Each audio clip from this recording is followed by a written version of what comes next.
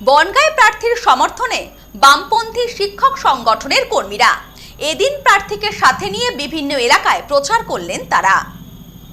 বনগাঁ পৌরসভার পরিচালনায় নতুন রূপে নতুন সাজে বনগাঁ উৎসব 2026।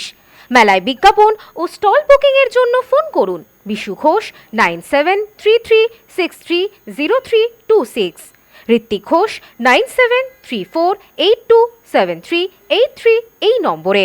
আপনাদের সাদর আমন্ত্রণ। বামপন্থী শিক্ষক সংগঠন এবিটি এর উদ্যোগে মঙ্গলবার বনগাঁ উত্তর কেন্দ্রের বাম প্রার্থী পীযূষ কান্তি সাহার সমর্থনে জোরদার প্রচার ও জনসংযোগ কর্মসূচি পালন করা হয়।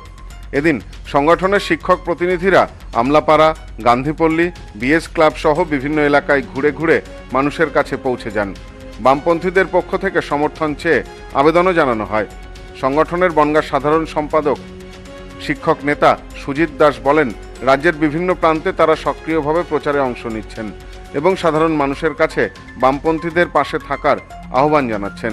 কারণ আজকে রাজ্যের যে অবস্থা এবং দেশের যে অবস্থা, দুটি সরকারি শিক্ষা সহ অন্যান্য সমগ্র ক্ষেত্রে, আপনি স্বাস্থ্য বলুন, কৃষি বলুন, সমস্ত ক্ষেত্রেই এক কঠিন অবস্থা তৈরি করেছে। মানুষের জীবন যন্ত্রণা প্রতি মুহূর্তে মানুষ বুঝতে পারছে এবং ইদানিংকালে আমরা দেখছি যে মন্দির মসজিদ বানানোর একটা প্রত্যেকেরই চাহিদার মধ্যে এসছে। রাজ্যের যিনি মাননীয় আছেন তিনি মন্দির বানাচ্ছেন, ইতিমধ্যে 3টি মন্দিরের উদ্বোধন করেছেন, কিন্তু কলকারখানার উদ্বোধন আমরা করতে দেখছি না, যেখানে কর্মসংস্থান হতে পারে। স্কুল বা যেখানে কর্মী নিয়োগ হতে পারে, স্কুলের উদ্বোধন করতে আমরা দেখিনি, বরং স্কুলগুলো বন্ধ হয়েছে। কুটির শিল্পে ভারতবর্ষে পশ্চিমবঙ্গ ক্ষুদ্র এবং কুটির শিল্পে প্রথম ছিল, সেগুলো বন্ধ হয়ে গেছে। 30 লক্ষ লোক কর্ম করত, তারা নতুন করে বেকার হয়েছে। আজকে যারা বলছেন বাইরের থেকে আমাদের ডাবল ইঞ্জিনের সরকার হলে ভালো হবে, তারা নিজেদের রাজ্যেই কোনো নিয়োগ করেনি। তাদের নিজেদের রাজ্যে গুজরাটকে তারা মডেল বলে, সেই গুজরাটে 20 বছর ধরে কোনো রকম নিয়োগ হয়নি। ওই যোগী আদিত্যনাথের রাজ্য উত্তরপ্রদেশে সব কন্ট্রাকচুয়াল, কোনো স্থায়ী পদে স্থায়ী নিয়োগ নেই। আর কালকে আমরা দেখলাম দেশের অর্থমন্ত্রী নির্মলা সীতারামন বলছেন যে আমরা সমস্ত কিছু বেসরকারিকরণের হাতে তুলে দেব, কেবলমাত্র কিছু কিছু দপ্তর মানে প্রধানমন্ত্রীর সচিবালয়, অর্থমন্ত্রীর সচিবালয় এই সমস্ত থাকবে, আর সমস্ত ক্ষেত্র বেসরকারিকরণের দিকে তুলে দেব।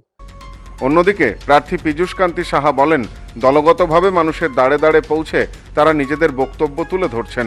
আসন্ন নির্বাচনে সাধারণ মানুষ বামেদের প্রতি সমর্থন জানাবেন বলেই তিনি আশাবাদী। বিদ্যালয় ব্যবস্থাটাকে একেবারে ধ্বংসের মুখে ঠেলে দিয়েছে দুটি সরকার। কেন্দ্রের সরকার তার 2020 শিক্ষা আইনের মধ্যে দিয়ে শিক্ষা ব্যবস্থা শেষ করছে, রাজ্যের সরকার তাকে লাগু করবার জন্য 8000-এর উপরে স্কুল তুলে দিয়েছে। সেইখানে দাঁড়িয়ে আমাদের সমিতি, নিখিলবঙ্গ শিক্ষক সমিতি, 100 বছরের ঐতিহ্য বহনকারী একটি সমিতি, তার সাধারণ সম্পাদক সুজিত দাস, সাথে সুধীর দাস আছেন।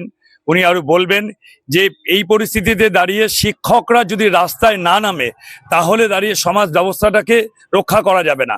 আর আমাদের যেটা দাবি, এই সকলের জন্য শিক্ষা ব্যবস্থাটাকে বাঁচাতে হবে, শিক্ষান্তে কাজ দিতে হবে।